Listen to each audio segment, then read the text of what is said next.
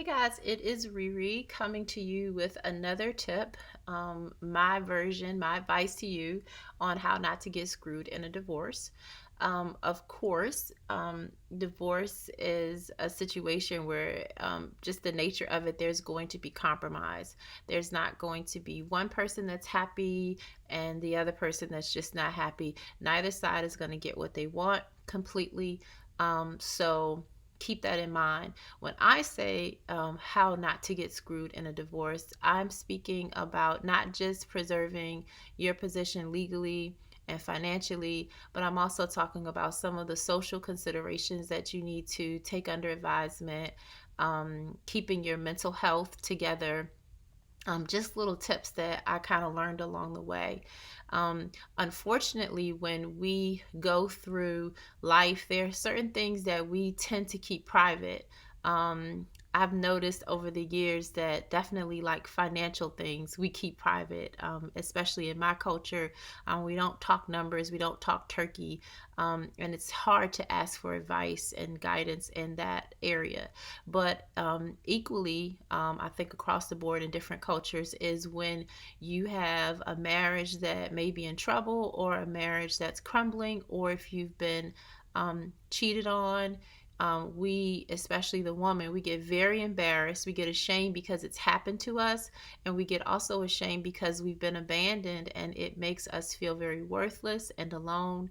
And those feelings contribute to you getting screwed because you're not asking questions, you're not thinking straight, and you are really trying to preserve how you look to people. You're really trying to put on a tough exterior, and you're going to miss some things if you do that. So, I wanted to kind of change the focus of this YouTube channel, and it was my friend Jen who it's kind of weird because her page is called My Friend Jen Online, and she's my friend Jen in person, and she is absolutely amazing. She gives really good advice, not just online but in person as well. But she was the one that really said to me, you know, that she would recommend that I change the focus of this YouTube channel to really give you those tidbits that I learned, because some of them are really gems and they saved me.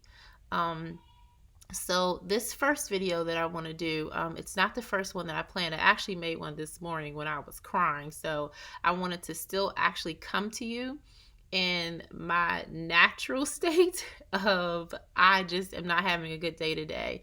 I found out something that I did not want to find out. And I may talk about that later, but I want to get to the point of this video. This video is about making goals. Um, so last year, my husband left on September 14th of 2018. And last year, 2019, I was starting to come out of my house. I hadn't been out of my house for a long time. And the reason was I was not just humiliated, but I didn't know what to say. Up until February, I did not know, did not know that not only was he cheating, but that he had been cheating at least 1 year prior to him leaving, and that he did not leave to go to live in his mother's beach house, as he told me, but he was actually living with Chrisia, who was an affair partner of his from 2015, who also works at the same hospital that he works at. It was devastating, but really, after the initial shock of it all, I think that's when I started to take a different turn and started to tick upward as far as my emotions were concerned. It took a long time to get to an even more stable place. But as I started to feel better, when I found out he's not crazy and he's not in trouble, I don't need to save him, and he's not on drugs, then I decided that that was a petty gesture. After that, I decided that I wanted to take some of my preliminary steps to kind of just get myself together and focus on myself, because even in the separation, I continue to focus on him and his well-being. So I decided to focus on myself. But I knew that I should not make new goals. And that is my tip to you. Do not make new goals. Don't make new goals. Go back journal, figure out what was on your goal list before the scoundrel screwed you. Um, if you don't do that, there you run the risk of doing something that you don't want to do. For instance, getting a tattoo that you regret later, or getting into a relationship just to get back at somebody. Which it doesn't get back at them. It only just defiles you, and now you have someone that you have to remember that you slept with. So sometimes when we make new goals, when we're in despair, they may not be the best thing for you. So what I did when I wanted to focus on myself, because everybody will tell you that you got to focus on yourself, you got to focus on yourself, but I really did not know what that meant. So in order to focus on myself, I went back to a goal list that I had, and I set up a Facebook group. It was a private group with a couple of friends in it, and I thought it might be fun to let them watch me do these things. And I called it the FUN Tour 2K19. And it was the Fun Tour 2K19, and the FUN stood for Fuck You Niles. And so it gave me just a little bit of a chuckle when I would see the name, and it made me feel kind of empowered, to just give them the FU and 2K19, just because it was 2019 and I was trying to, just make some fun of it all. So there were some things that were on my list, and there were things that I had previously decided would help me feel better. One of them was to get a tattoo. I always wanted a tattoo of a phoenix. My husband and I actually decided that I would get a phoenix because he said that people would watch me rise. He talked about how I was going to rise from the family estrangement that we were experiencing with his mother, my mother, and our daughter, and that he wanted me to get myself together, focus on myself, and get the old Riri back, and I was gonna come like a phoenix. It was even a name that he wanted to name our first child.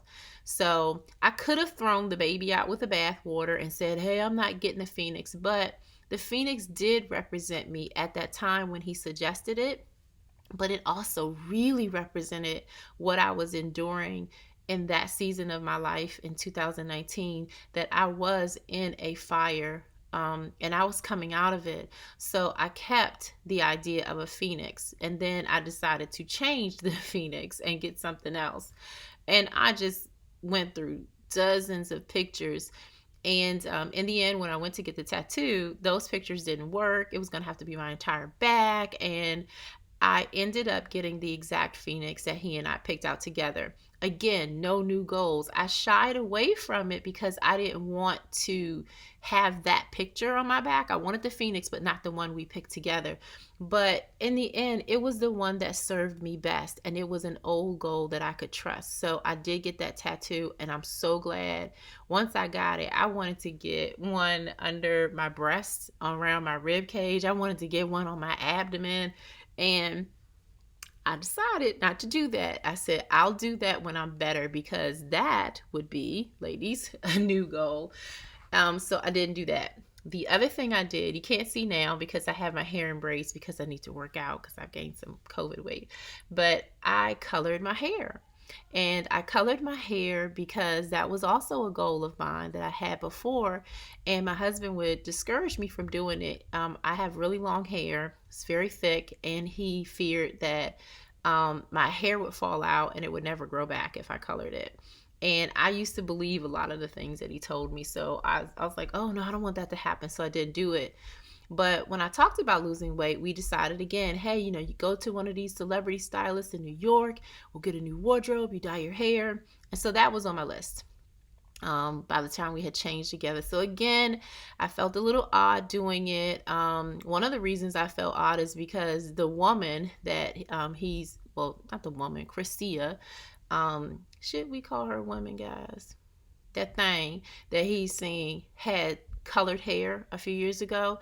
And so I didn't want to have the appearance that I was copying her. But again, that's letting her have control over my body, my hair, that she doesn't deserve. So I colored my hair and it turned out beautifully. I loved it, like absolutely loved it. What else did I do? I took pole dancing classes. Now that's a funny story. And I took pole dancing classes because I told my husband I wanted to take a pole dance class. Again, I'm going to mention him a lot because these are old goals. But I wanted to take a pole dance class, and I said, I don't want to take one of those fitness ones. I want to go to the strip club and I want to get an actual stripper to teach me. And he told me that if I did that, that those strippers would find out I was a doctor's wife and that I had money. They'd turn me out. I'd wind up gay, and they take all my money. I don't know why I believed it, but I believed it. And I did not take my pole dance class. And I didn't want to take the fitness stuff. I wanted to really learn how to twerk on that thing, you know? So I didn't do it. But my girlfriend and I, we went to this party and we wound up in a gentleman's club where there were strippers. And I was like, oh gosh, oh dear. But I decided, you know what? I'm going to take that class. So I went home, I went on Amazon, and I bought myself a stripper. Well, it's called a dance pole.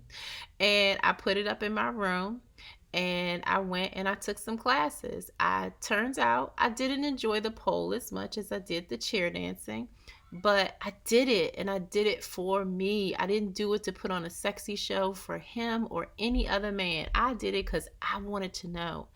That was an old goal, and it made me feel really good. So any new goals, be cautious about going into it.